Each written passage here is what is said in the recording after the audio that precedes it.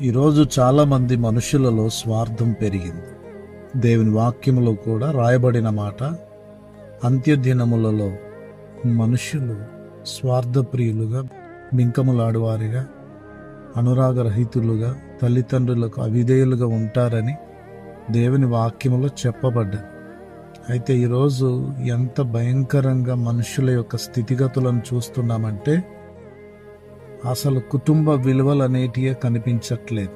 అన్నదమ్ములు, అక్కచెల్లెళ్ళు, లేకపోతే బంధువులు, ప్రియులు, స్నేహితులు, ఆత్మీయులు అనేటువంటి విషయాలకు స్థానం ఇవ్వట్లేదు. ఈరోజు చాలామంది అలాగా అయిపోతున్నారు. 4 రోజులు ఉండి వెళ్ళిపోయే ఈ జీవితానికి ఎన్ని పగలు, ఎన్ని కలహాలు, ఎన్ని కక్షలు, ఎన్ని భేదములు మానవులు చూపుకుంటున్నారు. ఈ దినాన చాలా భయంకరమైన పరిస్థితులు చూస్తుంటున్నారు. కన్న తల్లికి, కన్న తండ్రికి, తోడబుట్టిన వారికి ఒక ముద్ద అన్నం పెట్టలేని పరిస్థితుల్లో చాలా దయనీయంగా భయంకరమైనటువంటి స్థితిలోనికి మానవులు వెళ్ళిపోతున్నారు. దయచేసి నీ కుటుంబానికి, నీ తోడబుట్టిన వారికి, నీ పొరుగు వారికి, నీ స్నేహితులకు, ఆత్మీయులకు నీవు ప్రేమను పంచాలి. యేసుక్రీస్తు ప్రభు మనకు చెప్పింది ప్రేమించుమని. నేను మిమ్మల్ని ప్రేమించిన ప్రకారం మీరు మీ పొరుగు వారిని ప్రేమించండి అని ప్రభు సెలవిచ్చాడు.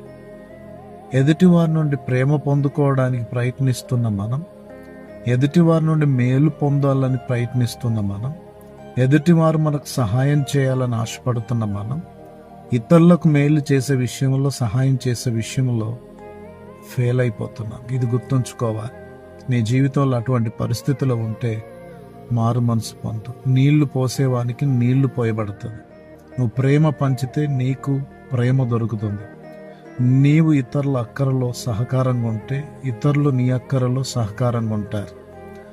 నీవు చేయని మేలు తిరిగి ఎక్కడి నుండో పొందుకోవాలంటే అది అసాధ్యం. కనుక ఆలోచనలు మార్చుకో, నీ ఉద్దేశాలు మార్చుకో, నీ యొక్క స్థితి గతిని మార్చుకొని బ్రతుకును మార్చుకో, ప్రేమించడం నేర్చుకో, ప్రభు చిత్తం చేయడం నేర్చుకో. అది నీకు ఆశీర్వాదకరంగా ఉంటుంది. Praise the lord.